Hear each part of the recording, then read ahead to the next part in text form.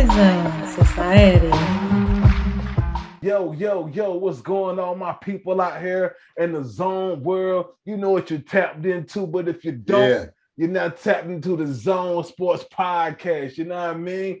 I'm one half of your host, your boy Big V. You know what I mean? For my yeah, people on the SoundCloud, you hear my co-host voice. For my yeah, people on the YouTube, you can see him right there. yeah. What's going on, my guy? What's up, Big Vito Corleone? Yo, it's your boy Corey, never telling the same old lame tired story. It's your boy COOL. What the hell? It's your boy Cool C. Last I heard, I wasn't a floozy. And for everybody that's have the privilege and the honor of watching this, we got a sign for you in the back. Yo, it's your boy Corey, man. What's happening, Big Vito? Man, what's going on, my Yeah. guy? You know what I mean? Yo, I know for my people out there, I know y'all ain't heard from us in a couple of weeks. We'll get to all that. Before that, I gotta let the people know who we sponsored by, my guy. We sponsored by my brand, Skyzone.Society. Make sure you shopping at Skyzone.Society.bigcartel.com. Go over there, get some of your teas, your hats, your candles, your sweats. We got it all over there, man. Go check us out, man. Corey, man, what's been going on, man? I know what's been going on, but the people been hitting me while we've been on a little break. Want to know what's going on? Let me just get with the people right quick, man. First and foremost, I was on vacation. I'm technically still on vacation until about May 2nd or so. You know what I mean? I'm Okay. you know what I mean? Just spending time with the family, cooling out. You know what I mean? My man Corey had some things come up last week. You know what I mean? So we took that week off. You know what I mean? Which was great because we got a lot to get to today. Yes. But boy, Corey, let the people know how you've been doing, man. Man, you know, we've been doing good. And, you know, the reason why I had to take last week off is for good reason. I can't get into it with the nation, but Big Vito, I could get into it with you offline. It's all to the good. It's all to the good. You know what I'm saying? So let's just keep all that popping. You know what I'm saying? But yo, the reason was totally valid. You know what I'm saying? Big Vito let me live, and I appreciate that, Big Vito. You know what I'm saying? I can't keep letting the Godfather down, but it's an excusable absence. You know what I'm saying? So we'll leave it at that. But all is good in the Smith household. You know what I'm saying? We really looking good in these streets. And not only to mention that, you know, I don't know anything about drugs. I don't know nothing about drugs. I'm gonna tell you how Rick James told me back in 2004. From what I hear, cocaine's a hell of a drug. Again, I don't know nothing about that. Okay. But I tell you what, these NBA playoffs, if that's like a drug, consider me hooked. Consider me hooked. I'm going to leave it at that. Corey. I'm going to leave it at that because I know you got the format, so I don't even want to break the format. But the NBA playoffs is a hell of a drug. Man, that's all I'm saying. Look, if the playoffs are a drug, Corey, OD me today. You know, matter of fact, OD me 2 weeks ago. Say that for the people in the back. Because, boy, man, it has been like smoking playoff, Corey. What? Corey, and this is first round. We normally don't get this. Corey, this is the first round. You know what, Corey? Let's just jump right into it, man. Let's start with the NBA playoffs. That's what's been smoking, Corey. But you know what else I've been smoking? Yeah. I know where you're going. You know what? This is episode like 43 right here. I love the fact that you know when I'm setting up for the segue. I love it. It's like you can feel it in my energy and my voice. You know where I'm going straight to it. You know what I mean? Because I want to keep it on the drugs cliche, Corey, and people get smoked like crack in 1981. Boy, if the Nets didn't get smoked like a Nino Brown crack pipe, am I my brother's keeper, Vito? That's what I'm asking the Brooklyn Nets, and that's what Kyrie. You know what I'm saying? Need to be asking. No, that's what Kevin Durant need to be asking Kyrie. Ooh. You know, kind of like Wesley Snipes right before he smoked Alan Payne. Am I my brother's keeper? Yes, I am. what a dramatic classic scene, Corey. I want to keep it right there with you saying, should Durant ask Kyrie that? Yo, let's get to it, man. Who is the blame for this sweep, Corey? I want to get your opinion on this. Who is the core blame for this sweep? Is it just one person, Corey, or is it multiple people, man? It's multiple people. For Radio Land, I'm shaking my head for those who can't see me. Absolutely. Oh, this is multiple. Okay. Oh, this is multiple. But you know how it goes in sports. We all got to kind of find that one person. Yeah. And if I had to find that one person, if you're asking, and only if you're asking, since you're asking, Kyrie Irving. Irving. Oh, definitely. Now we can rank the people at fault. We can rank them. Okay. I'm going to rank them from Kyrie Irving, numero uno, number one. Steve Nash, number two. Okay. Kevin Durant, number three. That's the three-headed monster. I want to ask you. Give me your reasons for Kyrie being the number one culprit. I want to. The number one culprit is because this idiot got on TV and said we was not able to gel as a team. Now, Big V ain't the smartest man in the United States of America, but one thing that I do have is common sense. One thing I am is a proud married man. One thing I am is proud friends and brothers to people and uncles and all that stuff here. And I'm not an expert. I'm no Steve Harvey, but I know a thing or two about relationships, Big V. And here's what I do know. I know it takes two to tango. And if I'm trying to make this marriage work, I got to give just as much into it that my wife is giving. But see, my wife and I can't make our marriage work if I'm not even there. We can't make it work. Kyrie absence totally hogtied this season, because the thing about it is that while I do agree and while I am on the side of players who sit out these games, and what I mean by that, I don't mean generally, I mean holistically. It's too many games in the regular season. 82 games is ridiculous. But I do not, as of today, have a solution, because if I'm saying you need to shorten the NBA season from 82 games to 65, right? That to me, I think 60 would even be a better number. But the revenue of people not going to those games like fans, the revenue of your ESPNs and your NBCs and whoever else carry NBA, even regionally, television rights. The NBA get more money off of that than people going into the stands. You know, so I get that. I don't have an answer to that. So that being said, Kyrie stood on his own too, which I do respect. He's been consistent with not getting the vaccine, but that's fine. That's fine. But no, what you're doing is hurting the team, because I felt like there was a lot of people who didn't want to get the vaccine. But you know what, man? Hey, I need to keep my job. Look, I'm not about to, we done talked about it before. We ain't about to get all back and forth into, well, what the vaccine, whether it's good for you, whether it's not, whether it protects you, whether it's not. The bottom line. And I do agree, in New York, it was super duper hypocritical where people who lived there had to get it, but you could come out of town and visit and don't have to do anything. I get, that's stupid.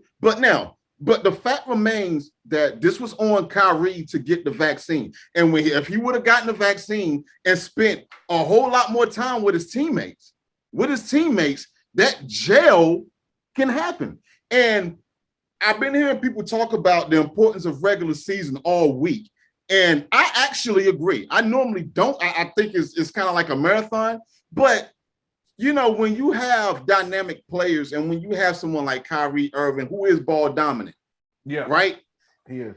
When you take him in and out the lineup, and when it's basically every other night or every 2 or 3 games, you got to go here. You got to, you can play on the road, but then you're going to probably have a stretch of NBA games, Big V, where you're home 2 or 3 times in a row, 3 back-to-backs at home, you know, or whatever. And so that hurts the team. And then not only that, it's kind of like the players in the locker room could be looking at it like, well, Dad, man, how did he get a pass and all this stuff? Wait, he's a part-time player. And then you had the whole organization that was saying, well, yeah, no, we're not going to do this on part-time thing. You either all in or you're not. And then for whatever reason, that didn't happen anymore as the record starts to go downhill. And they're like, you know what? Forget it. Come on back. So that hurt the team. That's why I say he's number one culprit. I like the list that you wrote out of him being number one and Steve Nash being number two.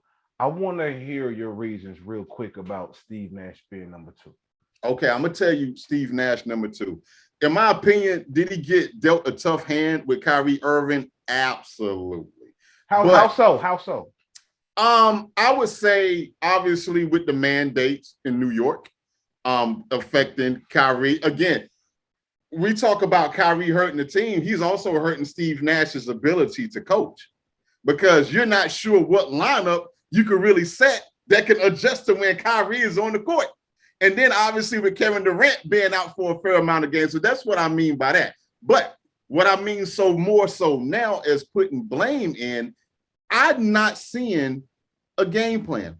I'm not seeing any adjustments. I'm not seeing any. I'm speaking more so for the playoffs at this point now, Big, because the regular season is what it is. Okay. I'm not seeing any adjustments. He has not played LaMarcus Aldridge this series at all. At all. He barely put in Blake Griffin at all. I want to start right there, Corey. I forgot LaMarcus Aldridge was on the team. Continue. I forgot until I saw him on the bench, and I'm like, wait a minute. LaMarcus Aldridge, I'm not 100% sure, so Zone Land correct me on this, but I will speak on situational scenarios where a player like him really feels strongly that this team has a legitimate chance of going for a championship, so I'm going to go there on a veteran's minimum. I'm not 100% sure that's the case, but I'm almost sure if it's not veteran minimum, it is minimalish, okay? And keep in mind his heart issue that he had, right? And so, Steve Nash, you see cats getting in foul trouble, throw him in the game. What? Like, he just threw Blake Griffin in the game 2 games ago. Fair point. Why was not he starting in, not necessarily starting like as a starting of rotation. I'm talking about in the game. Yeah. Come on. You mean to tell me that Aldridge have fallen off that much? You mean to tell me that Blake Griffin has fallen off that much to whereas they can't come in during the second unit? And look, he finally, because Blake Griffin had the 2 games he played. He had the game 3 was real good. Played stupendous. Game 3 was real good. Game 4 was kind of, yada yada. But he gave valuable minutes. Why aren't we playing LaMarcus Aldridge? This dude is a freaking all-star when he was in San Antonio. One of the best mid-range games ever in the history of NBA. I don't get it, Big V. I don't get that at all. So the rotations to me just seems kind of iffy to me. I'm like, what did you, and I get, and look, I get it. Everybody's poo-pooing on Brooklyn, and rightfully so. They was favored to come out the East, or at least to be in the Eastern Conference Finals. And I want to give, gosh, I'm a Lakers fan, and my wife is a Boston Celtics fan. It pains for me to say this. Let's give Boston credit. Boston credit got a squad from the depths of hell. Them cats is deep. Okay, Robert Williams is back. Okay, Tatum is going bananas. Smart is going bananas. Like these guys, Tice is playing out of his mind. I give them credit, but man, they ain't trying to hear none of that, man. This is the Brooklyn Nets, with most people consider, which I still consider, as KD being one of the top 10 all-time players of all time. Absolutely. I ain't trying to hear that, bro. So that's why I give that to Steve Nash. It was just more so of the befuddlery and the question mark of like, okay, Boston is on this run. What I'm not an analyst, but I'm analytic, where it's like, okay, Brooklyn just got punched in the mouth. And even if you're not going to be too big on in-game adjustments, what are you going to do in game 2? And I get it. These losses, it ain't like they got slapped around all these games. These games was close. I think the first 2 or 3 games, they only lost by 14 points. But that's the coaching. If Kyrie and Kevin Durant is doing all they could do, then I get it. Coaches, people claim the coaches aren't important as like they used to be. But they're important in the playoffs. And I just felt like we're just going to roll the ball out there, and we're going to let Kyrie Irving and Kevin Durant do damage, and we're going to pray that somebody else get hot, like a Patty Mills or somebody like that. I just didn't see anything, Big V. And I'm guessing that you have Durant 3 just because he's the Yeah. leader and things of that To nature. the world, there you go. And he don't want that leadership. Yeah. He does Okay. not want it. He just want to kind of sit in his cocoon and ball. He don't have that killer dog. Like you look at him with Golden State, everything was all set up for him. Got a Hall of Fame team already. You got Draymond Green as the enforcer. You got Steph Curry, the best shot maker in the world. You got Klay Thompson, who you can argue is like the top 5, top 10 shooters of all time. You got a killer coach in Steve Kerr, and then you have the organization ran by Bob something, whatever. But anyway, stable franchise. All you got to do is plug and play and do your thing, right? And it's kind of like Brooklyn doesn't have that.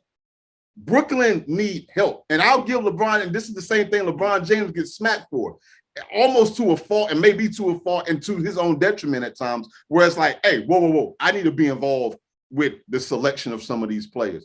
I need to let management know, whether passive aggressively, which he's more so of that than a direct guy, to say, hey, A, B, and C need to get done. Kevin Durant just came out today, Big V, and said, I don't want no control of this team. That's not my job. And I'm paraphrasing to have my job. But he did say, I don't want to have control. We have people for that. He wants to do his own thing. And in most corporations, that's great. That's what I love about my job. That's exactly what I love about my job. At my old job, I had way more control, but heaviest the head that wears the crown. Absolutely. And I wasn't feeling supported. I went to a place where they got all that stuff lined up, and all Corey got to do is work from 8 to 5 and go home. That's me. But I don't think it works like that, because in every NBA or even NFL organization, every organization is different. It's like a different job. Yeah. You're right. You right about a lot of points that you made, but I want to give some pushback. Yeah. Corey, all morning, ever since yesterday, I just been hearing everybody say a couple of things that you've been saying about Steve Nash being to blame, about Kyrie being to blame, Durant being to blame, all that, right? I want to agree with y'all to an extent. To me, they are to blame for what were they ranked coming into this playoffs? I want to say it was number 7. 7th? 7th, yeah. In my opinion, that's kind of shitty for a team that had Durant, Kyrie, and James Harden at one point, halfway through the season. Kind of shitty for 7th place with all those people. My opinion, cool. I agree with y'all to the extent of those players, with the exception of Kevin Durant, being responsible for the team's detrimental play, up and down play, sometime he played not gelling type things. I want to put that on Steve Nash a little bit. I'll just say Brooklyn as an organization. I want to say that. As a basketball club, I want to put the entire iffy regular season with those 3 guys that they had halfway through the season. That is entirely on the Brooklyn organization. But let me tell you, Corey, that's where it stopped at for me. You know who was responsible for this sweep, Corey? Who you got? The Boston Celtics. Everybody is naming everybody else but the Boston Celtics, Corey. They whooped their ass. Ain't no ifs, ands, or buts about it. Yeah. Everybody naming Kyrie, Steve Nash. No. It is one organization. It is one name that is responsible for the sweep. It is Celtics. That's it. Yeah. Don't look no further, Corey. It is one name and one name only. The Celtics. That's it. And while you're saying that, can I say something real quick? Yeah. I want to, and again, it pains for me to say this because you and I are Lakers fans. I got to give Boston credit for not ducking Brooklyn, because there's speculation that Milwaukee kind of tanked that game because it was a real run up who was going to finish number 2. And if Milwaukee would have won, they would have faced Brooklyn. And they was like, nah, it kind of It's speculative that they dodged him, and Boston was like, "No, we about to come out here and win. We don't play that game. We want all the smoke." Why wouldn't they? They were number two. They were number two. Why would they be ducking smoke? If I'm number 7, I'm ducking smoke. But then again, I might win if I have the best player in the world, Durant.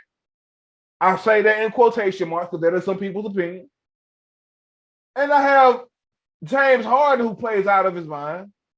And then I have Kyrie, who is going to be with us sometimes. Yo, the Celtics are responsible for this sweep. Listen, it's not Steve Nash, man. I don't give a fuck what adjustment he did or didn't make. Them boys came to put it on their ass. Pause. But Big V, they can't get one game though. Brooklyn couldn't get one, Big V. They couldn't get one though. Could we have done a gentleman's sweep? I know Boston good, but damn, man, they couldn't get one. Corey, obviously not. Clearly. Obviously not. I mean, this is no longer speculation. They played them 4 games straight and whooped their ass in their own house. Come on, Corey. It ain't nowhere else to look but what one place that is in Boston. Corey, you know what? While we on Boston, I got to give a big shout out to because you named a lot of people, and I want to give a shout out to those people too. But I want to give a special shout out to the slept on dog of the Boston Celtics, my nigga Grant Williams. Can we give a shout out to Grant Williams real quick? Can we give a big shout out to the dog that he did? Because everybody's saying, everybody's saying Taylor put that thing on Durant. Cool. No, nigga. It was a joint effort between him and Grant Williams. Grant Williams' defense, he played out of his mind. He has accepted his role as one of the dogs on the team because they have several dogs. You name them. You name them. Price, and I can't forget the white guy who comes off the bench too. He kind of ill too. He ready. You got him. You got Pritchard. You got Pritchard. Obviously, Marcus Smart. Like, yo, they got some. Dog, they got some killers. Dog, they got some dogs on that team, Corey, and they came in on some, I don't care who these niggas is. We here to play. We taking it back to the 90s with this defense. We being physical, Corey. I've never seen nobody be as physical as Boston did with Durant. Never. Yeah. And I watched every game. That was so physical every play. Yes. Every play, every pick was physical, and they did a great job of staying in front of Kyrie. I want to put that out there too. Grant Williams, whoever the switch was, that was bodying up. They weren't playing. It was a no layup rule. They weren't playing games, Corey. This was it's like Boston Big V. Almost every game had a different game plan, and you saw it. They didn't beat. It's like they beat Brooklyn 4 different ways. Dog. They beat y'all when it came down to the clutch in the first game when Taylor made the layup, you know what I mean, with no seconds left on the clock. Then they turned around and beat your ass again. Then they came to Brooklyn and booted your ass out. That Saturday night I felt bad for Mary J. Blige. That's what I felt bad for. I did too because she was courtside trying to galvanize the troops or whatever you want to do. Dog, you know what? I was at home laughing, Corey. I'm gonna be frank with you, dog. I'm going to be frank with you like Biggie, dog. I just am. I was at home laughing when I saw that clip, Corey, because I had said to myself by that time, dog, they're not going to let up, meaning the Celtics. They weren't going to let up on that defense and the tenacity that they was coming with, dog. They just weren't. And I can't highlight just Tatum again. Like you said, I got to take my hat off to like I'm telling you, to the Boston Celtics as a whole. Gotta give them credit. Sweeping the Brooklyn Nets. They are simply and solely responsible for this sweep. Sorry. I give what you said to the Kyrie, Steve Nash. I'll put that on the regular season because with all those pieces y'all had, y'all shouldn't be coming in 7th. Come on. 7th. That's play in. That's play in tournament. Anything below 6, you're going to the play-in tournament. Come on. And no way. I didn't think they was going to slide past 6 even with everything that was going on. I didn't think they were going to slide past that. Corey, they scared the shit out of Ben Simmons. Ben Simmons, he said, "Dog, I ain't suiting up game 4."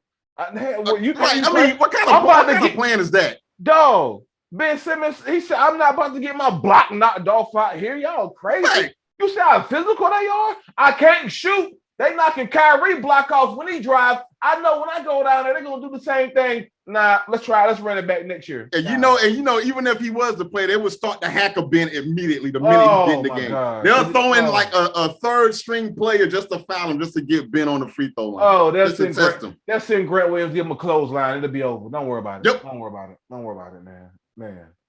Like I said, man, it's one name that's responsible for this sweep, Corey.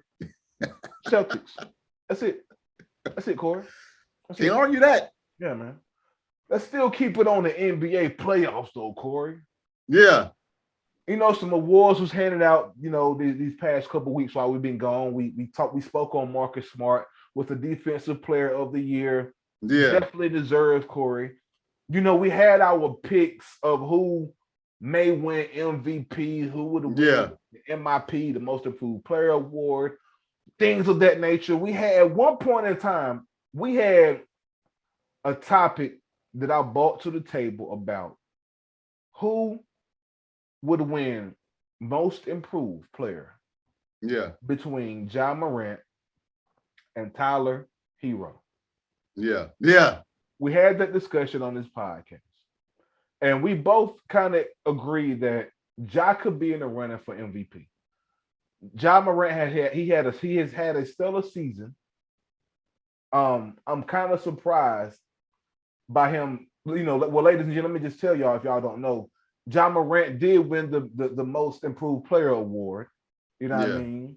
Was awarded sometime this week. The announcement was made and everything. I got the notification on my phone, and that led me to. Well, let me salute Ja first of all. Salute. Oh, no question. So, man, like what, man, listen. Yeah, let me man. Had to hit some air horns for Ja. But listen, man. Since he won the Most Improved Player Award for him, I gotta ask, man, because this brings me back to my guy Tyler Hero. Yeah. Since Tyler Hero isn't going to win the Most Improved Player Award, and I would love to see the votes on that. By the way, I would love to see the nominees because I don't know if the nominees were announced. Yeah. I don't know. Yeah, I would love to see the list. Yeah, you know what I mean? Because in my opinion, he had to be like a close second at least because he's been blacking out. Does Tyler Hero win Sixth Man of the Year? I think he should. Like, I mean, he's been balling out all season, right? Yeah. I think he should. Think he should? Yeah. I think so too. I actually thought that he should have gotten the MIP, to be honest with you. Thank you. Me too. You know me. I had him. I voted for him on our discussion of him getting the Most Improved Player Award. And I felt Ja would maybe, with how explosive he's been, he may have been like a no-brainer almost at this point of the season for MVP. And no disrespect to Joel Embiid. No question. And the Joker and people like that. No disrespect. Because it's been some guys having some stellar seasons. But Ja has just been all over the place with his explosiveness, dunking on people left and right, hitting game-winning shots, and let alone he's doing this while playing for the Memphis Grizzlies. I want to say that for the people in the back. Yeah. For the Memphis Grizzlies. Yeah. Tyler Hero was doing this for the Miami Heat. Night and day. They couldn't be more night and day historically and right now, in my opinion, when we speaking. Now, no disrespect to the Grizzlies because they got some dogs too. But we know what Miami has done. We know the championship they have. We know what Pat Riley does as a GM. We know what Spoelstra does. We know all of that. So I feel like maybe Tyler Hero would have been I can't say he would have been getting more recognition because Ja has just bought all the recognition and all the and everything else that comes along with being the guy to that organization. Yeah. Let alone he's doing a great job in the playoffs. Hell of a job. That series is crazy too. Now that he's won the Most Improved Player and our pick didn't win, is Tyler Hero a lock for this 6-man, Corey? Gosh, I don't know now. I just thought it was just sold up that Tyler Hero was going to get the MIP. So that kind of threw a monkey wrench into my 6th Man of the Year award. Yeah. Because real quick, and I guess the issue that I'm having with this V is the title of the award, Most Improved Player, because when I think of that, even when we used to get awards in school, a Most Improved Student, or this, that, and the third, I think of the jump from wherever it is you started to wherever you are now. Yeah. And while Ja Morant is freaking box office, to me, and unless I just fell asleep on the last year, the NBA season, he was just this good last year. That's why I thought that he would be more so in the running of MVP. I said the same thing. And so when I think of Tyler Hero, I think of someone who was kind of inconsistent last year, but who stabilized this year. You see what I'm saying? The jump, so like to me, and I get it because you're a victim of your own success. It's like asking daggone Michael Jordan in the 90s to be the most improved player in 1996. That's what we talking about. Jordan is all like what? Jordan could go from here to maybe here, right? He could get that much better, right? And so I feel like this in the totality of the macro level of Ja Morant. Ja Morant was doing this same being that these are regular season awards, not playoffs. To me, Ja Morant was already like at this level right here, and he's just really solidified it. Like right here. And you even look at the injury. He was out for like 10, 12 games last season. He was out 10 plus games this season. It was almost a carbon copy of last year, Big V. So I'm like, well, where's the jump? Ja is already that good. It's like Ja already had his rep up, so to speak. He had his rep up, and his rep has remained the same throughout. And that's fine. That's good. That's fantastic. That's not a knock. But Tyler Hero rep wasn't up. It was on the come up. It wasn't up like Morant's. Slept on pick, late pick. You know what I mean? Absolutely. I don't know what pick he went. Look it up for me, Corey. What pick Tyler Hero went? I know it wasn't. I know it wasn't a Morant pick. I know that for sure. Yeah, because Morant was number 2 behind Zion. Absolutely. You know what I mean? Tyler Hero. Look that up for me. But I know it wasn't a Morant pick. You know what I mean? Because he was pick number 13 in the 2019 draft, round 1. Okay, and that's a great pick, still, but not top 10. We know what that top 10 guarantees. You know what I mean? We know what that statement says of a player that's top 10. First round is great, but it's a different level when you're top 10. That's a no question. You know what I mean? No question. That's slotted different. That's slotted. You said it best. Those top 10 slots are killer. Anything past that, like, yo, just deal with it, ball out, and get your money on your next contract. That's it. You know what I mean? That's it. And yeah, man, I just feel like like you said and what we just said, I felt like Tyler Hero should have just got the most improved player award. Again, I would love to see the nominees. I would love to see the votes if possible. I feel like at this point, you have to give him the 6th Man of the Year award, Corey. I don't even have another 6th man in the running who has done the work. Like do you realize at one point when we had that discussion, Corey, I read out the past like 10 to 12 games that on that pod that Hero had played. He was averaging over 20 points a game. Yeah. In that 12-game stretch, Corey. Nobody, in my opinion, has done what he's done coming off the bench this year, Corey. All right, so I pulled it up. Shout out to all these other websites that the NBA doesn't, deal with. All right, so this is coming from Sports Illustrated. So here are the finalists of the most improved players of this year. Okay. Darius Garland from Cleveland, Ja Morant, Jordan Poole, DeJounte Murray of the Spurs, Desmond Bane of Memphis, Tyrese Maxey of Philly. That could have been another one. Miles Bridges, Jared Vanderbilt from Minnesota, Anthony Edwards from Minnesota. Come on, Anthony Edwards was balling last year. Tyler Hero, obviously. Cade Cunningham from Detroit, and Kyle Kuzma of Washington. Okay, solid list. Yeah, solid list. Even though I feel Tyler was still front runner for most improved. I could be being biased, you know what I mean? And they got this broken down by first, second, and third place votes, by the way. So John Morant got a total of 7 first place votes. Okay. Tyler Hero got no first place votes. The number 2 person behind John Morant with first place votes is Jordan Poole. Yeah. That's fair. I could maybe see that. Okay. Because Jordan Poole has done a hell of a job this year. I mean, I can't even. Yeah, I ain't mad at that, and I'm not mad at Maxey. Maxey. Maxey didn't get any first place votes, actually. Maxey been balling his ass off too. I'm not gonna be hell of a list still. Yeah. Okay. Let me see if I can find something on the six man. See if you can find finalists the 6 man joints. I can't find any right now. I'm looking. Let's see. 6 man of the year finalists. Because I'm definitely interested in that. Because in my opinion, I just don't see how Tyler Hero can't be a lock for this thing.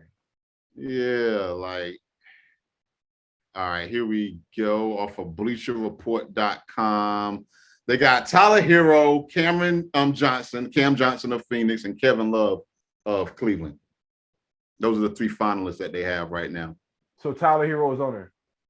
Tyler Hero is up there. Gotta win it. He gotta win it. And this was published in April the 17th, so 10 days ago. Got it. Yep. He has to win that. He has to win that.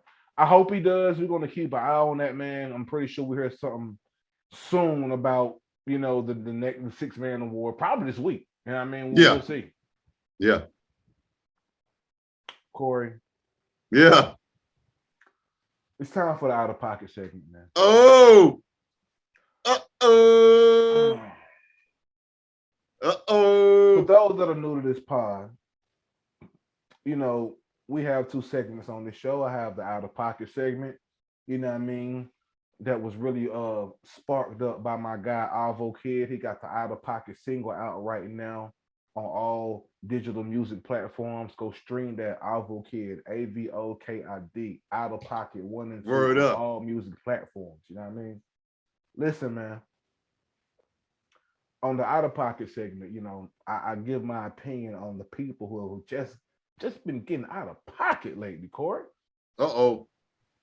And out of pocket, I mean, you just ain't been doing things right, in my opinion. Yeah.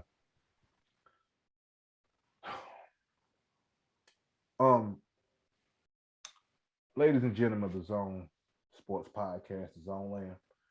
If y'all been following the NBA as closely as we have, and if you've been following this pod, you know that me and Corey are diehard Laker fans. Yeah.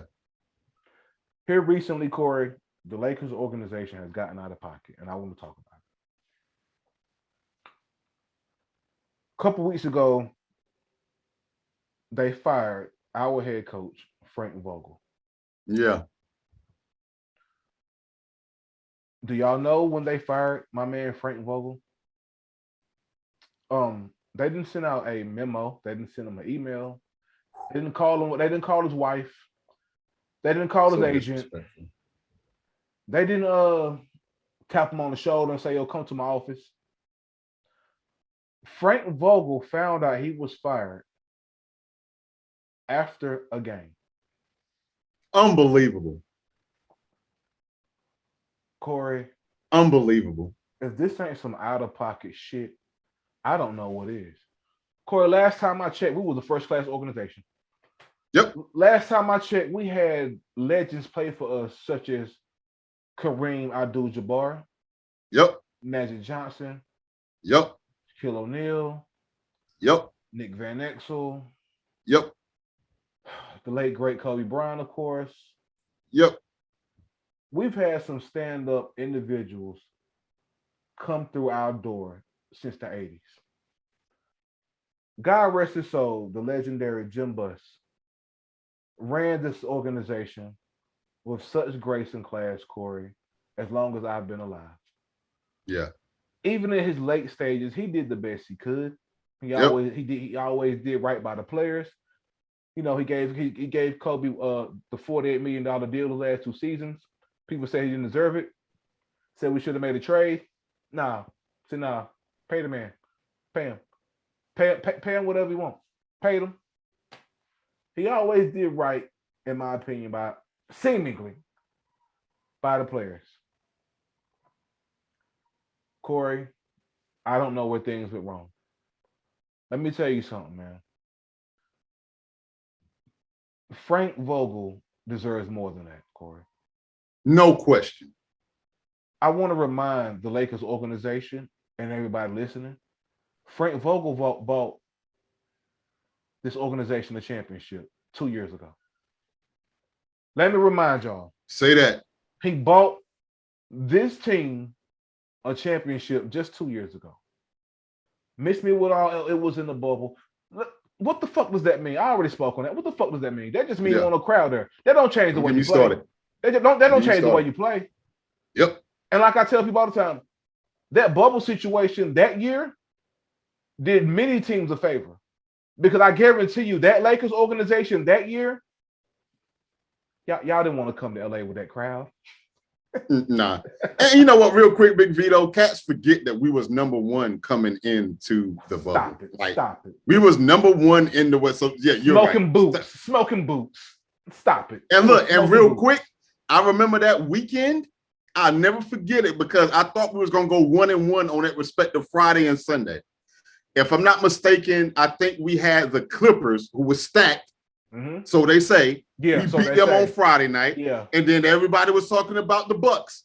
They were stacked. Yep. We beat them on Sunday. Yep. So don't act like we weren't doing that work prior to the bubble. But I just want to throw that out there. Thank you, because people always, I want to add to that point, and I'm gonna move on because I just want to just close the nail on this whole bubble shit because I run into so many people. Oh, that was a bubble ring. That was a bubble Drives ring. me insane. Dog. What the? Do you hear yourself? That don't mean people didn't play. Fact. Those same teams from 2 years ago are mostly still together. Giannis is still there. All the niggas that was on the Bucks that won the chip, we whooped their ass 2 years ago in the bubble. And I'm telling y'all, be thankful for that bubble. Because again, y'all didn't want to come to LA that year and play in the Lakers Forum that year. Not that year, bro. Not 2012. Not the year that Kobe passed and that run we was on. Because like Corey said, who was ranked number one? You know how you get ranked number one? It goes back to my ball to the Celtics argument, not Celtics, pardon me. The Nets argument that I have. They crashed that in the regular season. We didn't crash that in the regular season. We was whooping ass in the regular season to get that one slot, to get that number one slot. That's how you get number one and not 7. That's the difference between that Lakers team and the Nets. That's how you get ranked number 1 and not 7. You bust ass during the regular season. You make statements saying, yo, y'all can't fuck with us. Sorry. Sorry. That's what you do. So, and that's what we did. So, yeah, when we got to the bubble, we continue whooping y'all asses 2 years ago. That's all that happened. It just wasn't a crowd to see y'all get y'all ass whooped. That's all it was. Yep. Be thankful. You're welcome. You're welcome. Be thankful for COVID, dog. But I'm off that. I'm not off for you Lakers as an organization, though. Y'all owe Frank Vogel more than that bullshit y'all did. This man out here coaching his ass off, having to deal with the minds of and the personalities of Westbrook, LeBron James, trying to keep AD healthy. Y'all making crazy trades. Trading Caruso away and all kind of stupid shit. Like, just stop it. Like, I'm not going to allow Frank to take the fucking fall for that bullshit y'all over there doing as a Lakers organization. And trust me, it pains me to put y'all on this out-of-pocket segment. But I should never get a notification come through my phone with a statement from Frank Vogel in the press conference saying, yo, ain't nobody told me shit. And that's unbelievable. That's a quote. That's a quote. Quote. He literally said, because they asked him, yo, how you feel about getting fired? Fuck you talking about? Ain't nobody told me shit. Unbelievable. How as a Lakers, how as a first now I have to use the air quotes. How as a first class organization, y'all do this to a championship coach? Unbelievable. Y'all don't even have the balls to wait till the season's over and then pull him in the office and have a talk. Y'all leaked this to the press. I don't care who did it either. I don't care if he was upper management or the goddamn janitor. I don't give a fuck. It's not supposed to go down like that, Corey. It's not. What are you doing? Y'all out of pocket. And you know what?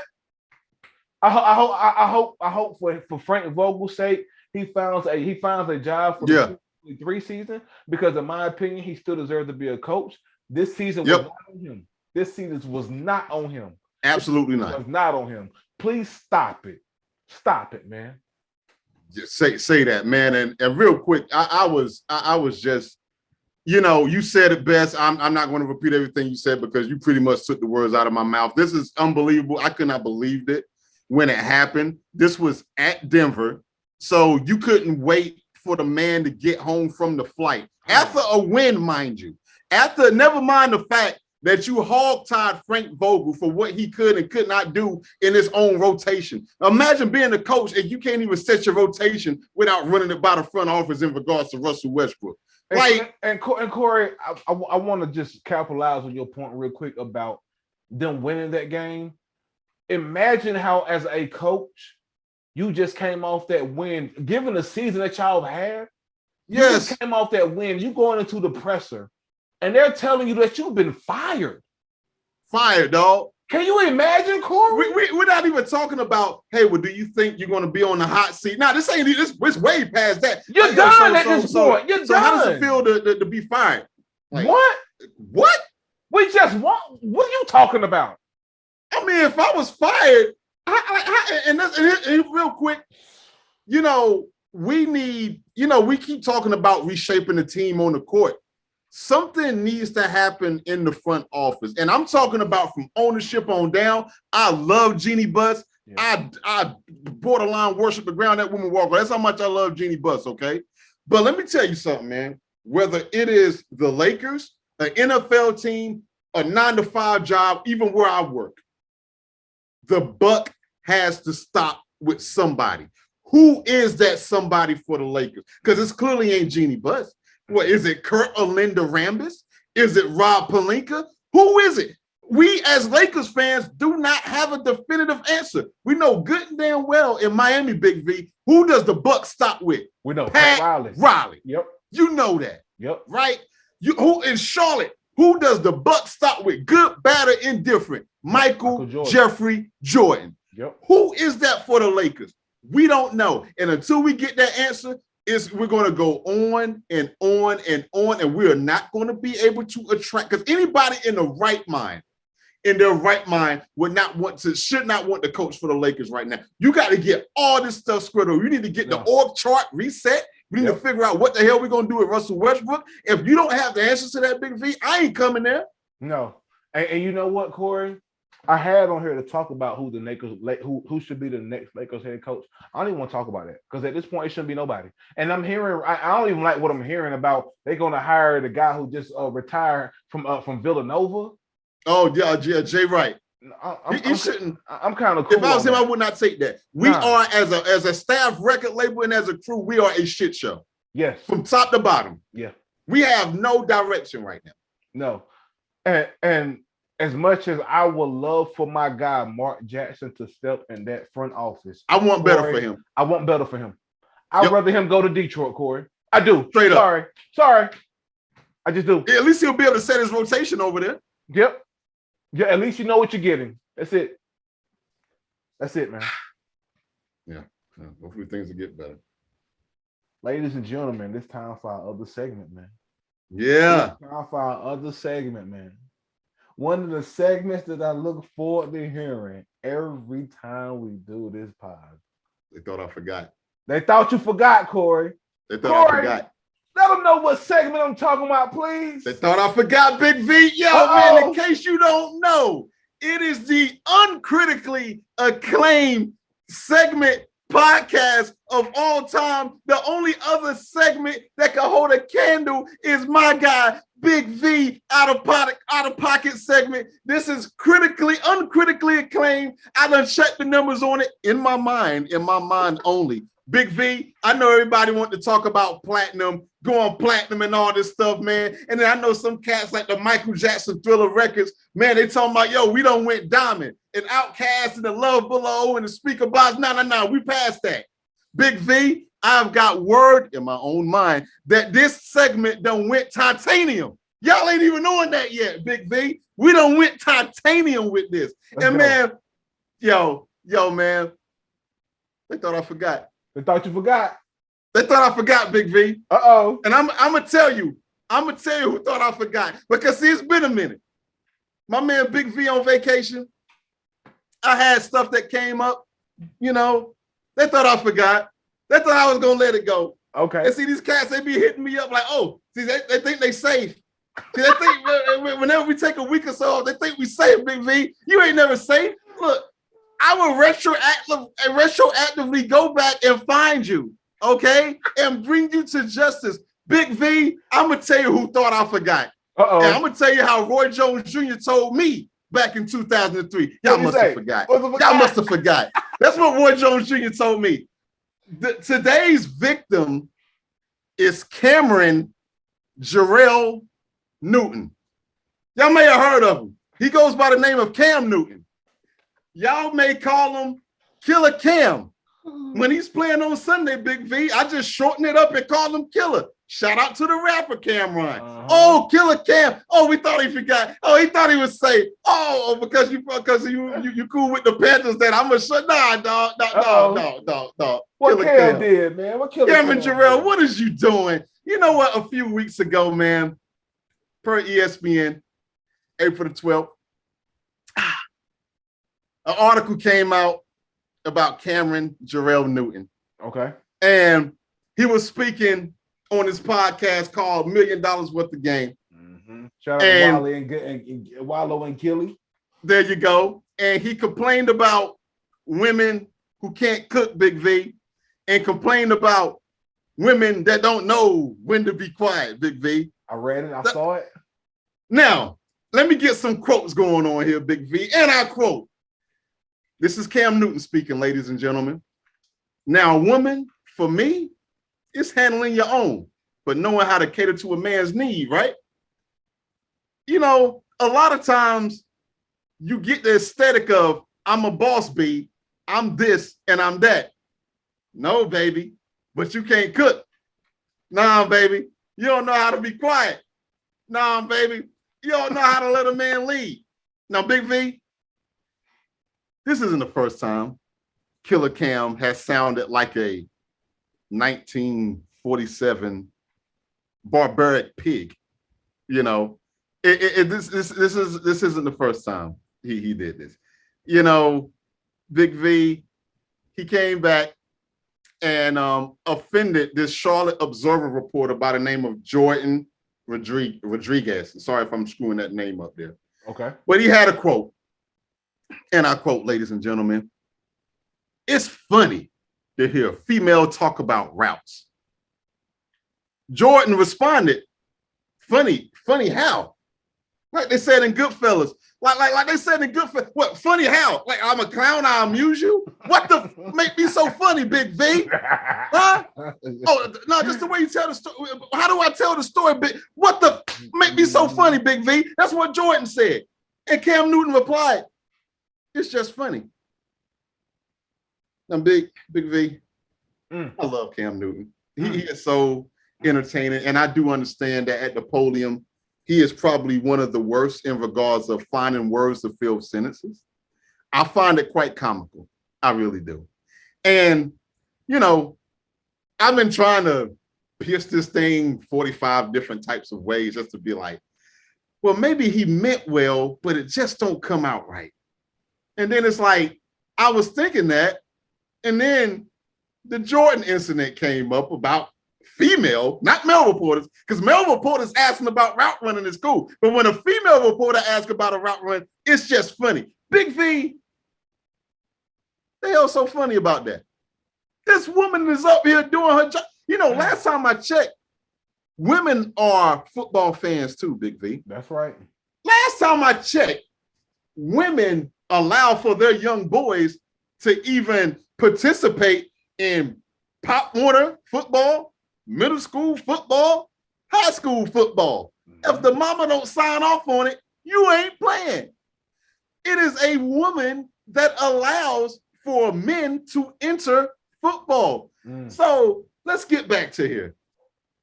Now, a woman to me is handling your own, but knowing how to cater to a man's need. Now, I want to say back in 2005, the lovely ladies of Destiny's Child had a song called Cater to You. And if he would have stopped right there, I'd be like, whoo, whoo. Okay, maybe it's just a messenger, but let's just be careful. I like where you're going, but you can stop right here. You can stop if you ain't got to say nothing else, because I do agree. Yeah. I do agree that a woman does need to know how to cater to a man, just like a man needs to know how to cater to a woman. It goes back and forth, Big V. 1,000%. That's how successful relationships are made. You got to be, but he didn't say that. You know what? But we're going to move off that. We're going to move off that. You know, the man say that a lot of times you get the aesthetic of I'm a boss B. Time out. Stop. Cam, you can't say that. And I get it. We grew up during the 90s. Every single rapper, not every, but more so than not, use the B word in reference to a female. Now, let's describe strictly referring to a female or a certain type of female, which I don't condone either. I don't use that word at all in regards to a woman. But let's just say, if we're going to go there real quick, okay, even Snoop said it. Hey, man, when I'm referring to a woman as a B, I ain't talking about my wife. I'm not talking about my mom. I'm not talking about a woman who carries herself a certain way. I'm also referring to groupies, skeezers, whatever other words that I ain't going to even keep talking about, because hell, I don't feel comfortable talking about them, but basically gold digging type of individuals. That's what he said. But see, now Cam Newton, you ain't got an album out last time I checked. I know Cameron. I heard of Cameron before. You know, of Dipset. I heard of him. He got a couple of albums. I heard of him. You know, I heard of those guys. But last time I checked, Cameron Jarrell Newton don't have an album out, Big V. Yeah. So what lane are you in 2022? Or a championship. Or a championship. Big V, what makes you that daggone comfortable? Even if you're paraphrasing or repeating what another woman has said, for you to be like, oh, well, you a boss B. Look, again, I don't say that word in regards to a woman. My word is chick. I would have cleaned it up and been like, oh, well, look, man, if you a boss chick, because everybody would know what you mean. It would hit the same way. Hey, wait, no, if you a boss chick, man, you da-da-da. Okay, cool. But you can't be saying that. You can't say that. Oh, but let me finish doing this here. So you can't cook. Well, I got news for you, Killer Cam. There's a bunch of men and women who don't know how to cook. Now, should that automatically be a quantifier of whether you have a successful relationship or not? Yeah. I personally do not think that should be a qualifier, but I will say this. A way to a man's heart is to his stomach. But let me tell you something, Big V, and I'm no Chef Coyardee up in this mug, but I'm telling you, with my beautiful wife that's downstairs right now, one of the first things I did for her was cook her some daggone steak, and we've been happily married ever since. So again, it works both ways. You know, a way to a woman's heart. Hey, if you know how to slap something up on the grill, hey. I mean, you know what I'm saying? Look, and real quick, I ain't gonna put too much of your business out there, Big V, but I'll be seeing some of those plates that your lovely wife be making for you, and I'll be having the goblet of slobber coming down the right part of my face of just like, damn, that shit look good. I see what it's about. Not saying that there's not other things to see about, but again, that is a hella 5+. So, but you know what, Big V? You saying that if you can't cook, well, have you ever thought about maybe if you know how to cook, maybe even helping your wife learn how to cook? Have you thought about that before you start just getting on? See, I don't mind you pointing things out, but if you're telling me what I can't do, then you need to give me a reason why and tell me what I can do in order to help. Because I don't know any man or woman that do not want to please their wife. Look, do I get like, I love grilling out. right? Yeah. But I only grill out about maybe 3 or 4 times a year. But my wife loves it. And the fact that my wife loves when I grill makes me want to do it. I don't like, do I like cooking every other day or stuff like that or whatever? No, my wife and I, we take turns cooking. But you know what? Every time I cook, oh, honey, this is good. You know, this is good. Oh, I appreciate you for cooking. It's that small stuff that she don't take for granted that I don't take for granted with her. To be like, oh, honey, you know, yada, yada, yada. Ooh, these chicken wings are bad, honey. What type of seasoning you use on these? You know, that's the stuff that makes you want to push harder for your significant other. That's so right. Cam Newton, I don't know what's going on with him. And it's like, well, you're talking about allow a man to lead. You don't know when to be quiet and you don't know how to allow a man to lead. Well, Big V, you know, I'm not a philosopher by any stretch of the matter. But I've always heard if you want to be a good general, you have to be a good soldier. And you're talking about being led. Well, are you worthy of being the leader in your own household, Cam Newton? And I don't know. I'm sincerely asking, because these boneheaded comments, you want a woman to allow you to control that with the way that your mindset is. Like, are you worthy of being a leader in that relationship? My personal answer is no. And one would say to validate your point, I mean, look at your kind of status of relationships since you've been in the league. I mean, if you dig deep enough, you'll get what I'm saying. You'll pick up what I'm putting down. You know what I mean? And on top of that, one could point out just with the eye, got like 5 to 6 to 7 kids, and you're not even with any of the baby mothers. So, with that being said, Killer Cam, are you worthy of being a leader? Is it all of their faults? I would probably say no. So, again, you got to let a man be a leader. Well, okay, I understand what was said in 1914. I get all that. But it's 2022, man. Yep. Men, listen to me. If you want to be the leader or quote unquote head of household or whatever it is, you have to be good at listening to your woman, and then she will trust you to lead. But if you don't do that, then the woman is probably more so than likely is going to feel like, well, you know what? I got another man boy up in my house. I got to do this too. There's one more thing that I got to do. So Cam, what the hell, man? What the hell? You thought I was going to forget. What the hell? Just stop talking. Just don't talk. Because when you talk, you sound ridiculous. Gosh, man. I don't need, man. What a segment, man. I mean, so many valid points. Oh, man. I mean, and again, I want to say, you know, the stuff Cam was, the point she was trying to drive home, I understood what he was getting at. But it come to a point he should have just shut the faucet off. He needs like a articulator. He don't know how to articulate too well. And I get it. It's not, everybody's not born with that, because I really do feel, at least with the first half of what he's saying, that his intentions was, I was like, man, you know, and then he keeps going. It's like, I had my fist up a little bit when he started out, like, yeah, you know what? I like a woman to know how to cook something too. You know what? Yeah. But in turn, you know, I know how to cook. So, you know what I mean? I want my woman to at least know how to do it a little bit. You know what I mean? Yeah. But it's not a deal breaker for me. Like, it's like that, like you not being able to cook does not make you any less of a boss chick, is what I'm saying. You know, like, I mean, and I get when he said that term, he was trying to say what some women call themselves. Yeah. He was trying to do that. Yeah. But Corey, I have a saying, and I tell my wife this all the time. I stay out of women's business. Yep. And there's a certain subgenre of women who refers to themselves as the B word.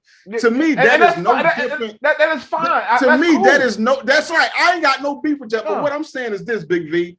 I'm not in that subgenre where I could come out of my mouth and start calling the B word. No different than you and I are black and somebody white start dropping the M-bomb. Oh, well, you and Savage, y'all call each other that. Yeah, we do. Because we're in that subgenre where we could do that. You aren't. Can we stay there for a second? I don't want to turn this to a political podcast. But boy, I have to discuss that because I have conversations with both sides, with white and black people, right? And I've been challenged a few times from white people, and it's just a challenge. They're not asking if they want to do this. How come it's all right for y'all to say it, call each other's niggas? Yep. And it's not okay for us to do that. Yeah. I used to get taken aback by the question. Like, fuck is you talking about? You stupid? Yeah. You really gonna ask me that right now? Because you're trying to figure out, are they trying to be funny or are they really trying to truly be educated? Yeah. But then, I stopped being mad, Corey, because here's why.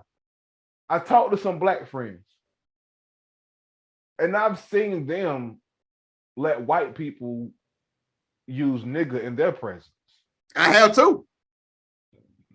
People who I thought would probably punch the shit out of a white guy or anybody of Caucasian descent for like on some shit like, nigga, you crazy. Yeah. I've just seen them just chill and just keep the conversation going. I've seen white people in front of my face call each other white people that in front of my face. Me too. I've seen white people call each other, what up, my nigga? Throw me for a loop to another white guy. I'm sitting here looking like, for those that can't see me, I'm going back and forth, like just looking like I'm looking between two people. I had the same look you had, dog. The fucking I didn't even know what to do with it. I don't know if I should feel disrespected, like, yo, y'all don't see me sitting here. I suspect the shit out of both of you niggas. How about that? Thanks. But then it just threw me for a loop, like, I'm befuddled.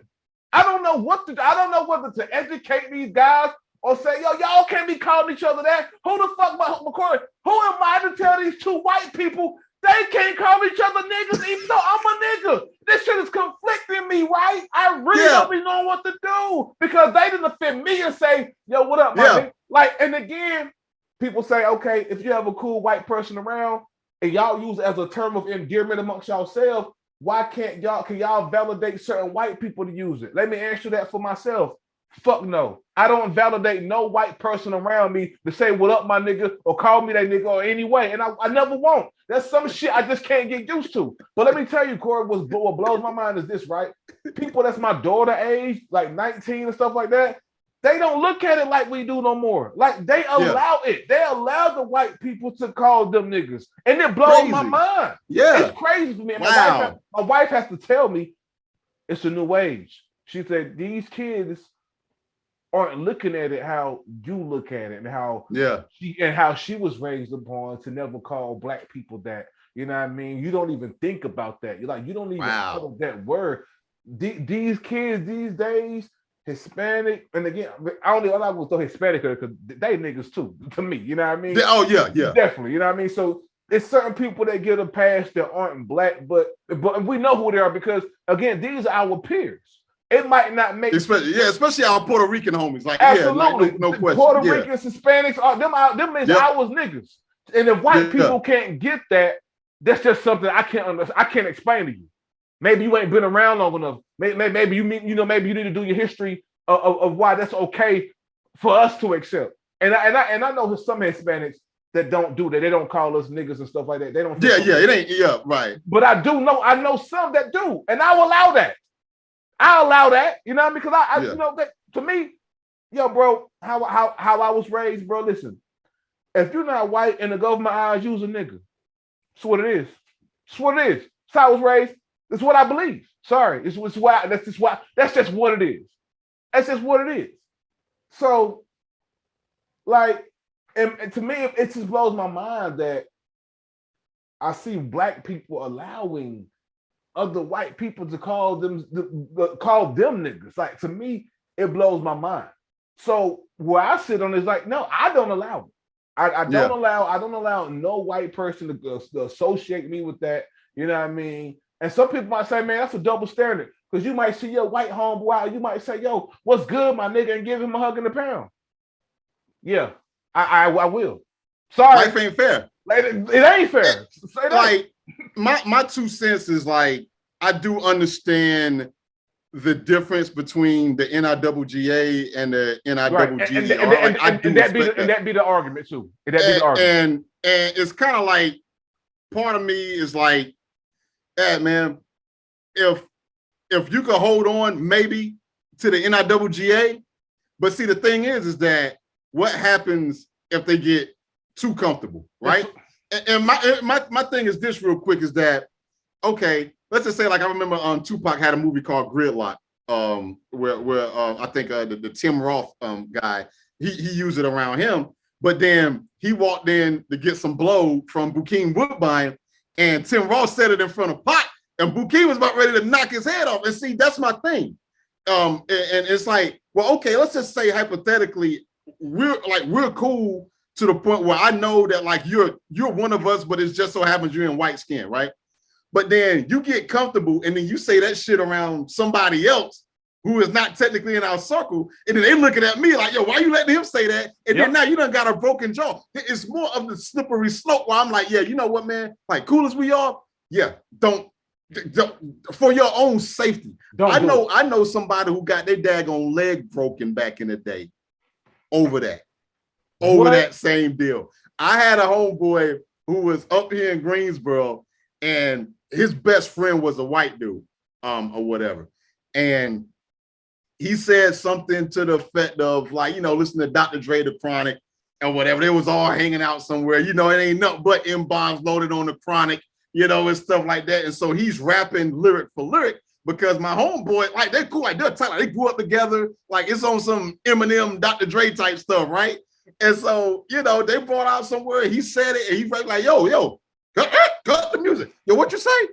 And so, of course, the white dude, he's feeling all like, yo, well, no, I'm with my guy, whatever. Like, no, we cool. He lets me say it. Like, the first thing homeboy said, well, I don't care who allow you to say it. You ain't saying that around me. He's like, nah, man, come on, man. It was like, he looked at my homeboy. My homeboy was like, yo, I can't, what you want me to do? Like, what you want me to do? Or whatever. Man, and the white dude had that energy. Like, man, no, man, play the music. All right, fine. Play the music. Nigga. Is that the third? They was in the car listening to the music, and homeboy, the white dude, had his leg partially outside the car with the door open. Man, all I heard was that, from what I heard the story, homeboy grabbed that door and just kept ramming that mug into his leg, and ended up breaking his leg. And obviously, that's an extreme circumstance. It can happen, though. That's what I'm saying. I used to work at the car wash when I was in college, and I had several white boys do that in front of me. And I just didn't want to lose my job, but he was like, we were listening to a Nas record or whatever. And just to his credit, the homeboy is a huge Nas fan. And he knows lyric for lyrics, and I'm playing the song in my car and this, that, and the third. Nigga. And I just kind of looked at him and I was like, yo, you just say, oh yeah, man, it's in the song. And it's like, yo, I hear you, but no, look, I'm not that guy. I don't really appreciate you saying it. Like, you smart enough to know to bleep the words out. But I said, dog, for your own safety, I'm more of the cool ones where I'm not trying to go to jail or lose my job over it. But at the same time, you might want to be careful around when you around somebody who is not really careful like I am. Who don't play that shit.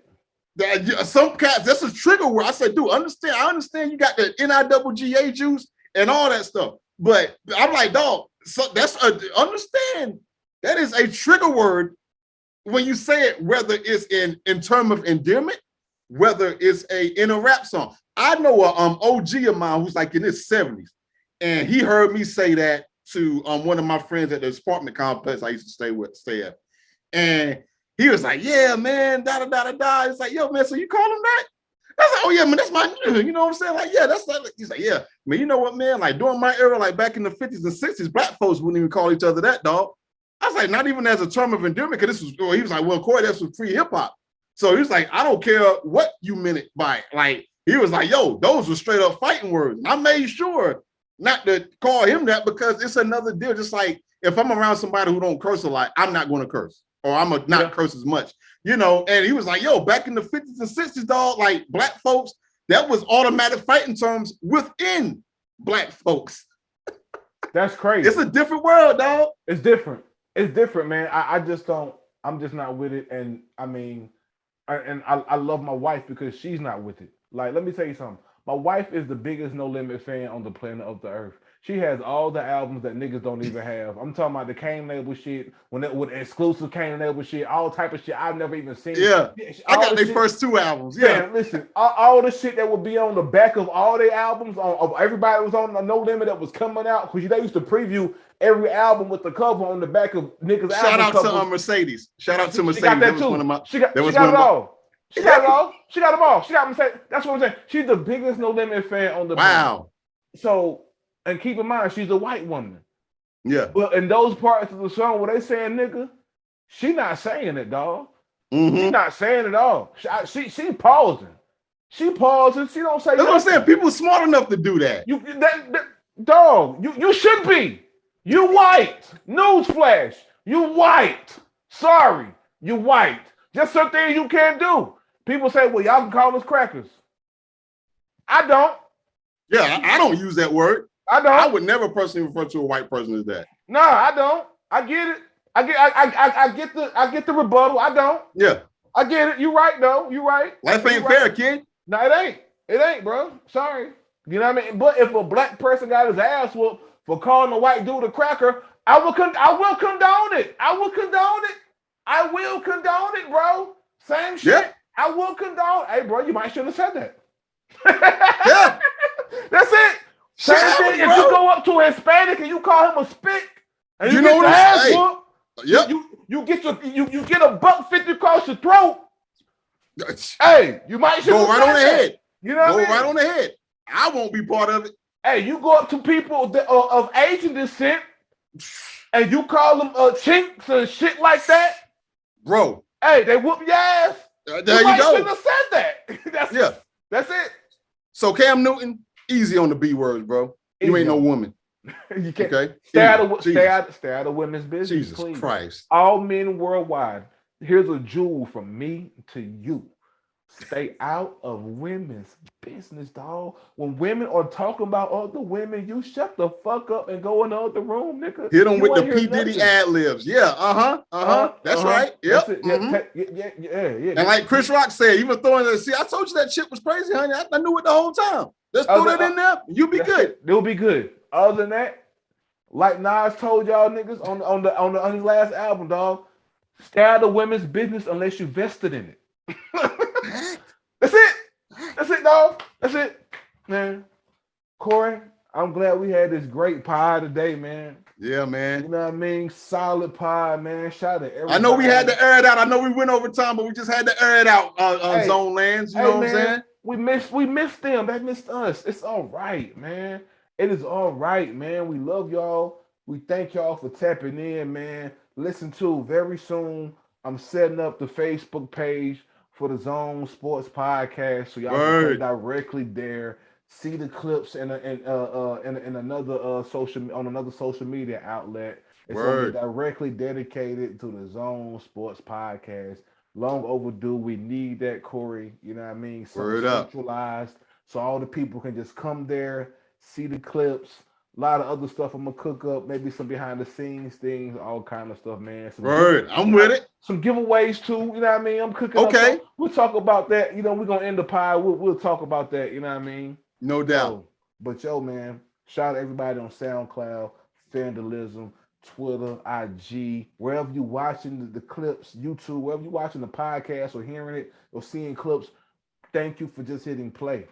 We appreciate every one of y'all. 5 to 5 million. We love all y'all, man. That's it, man. You know what I mean? Up.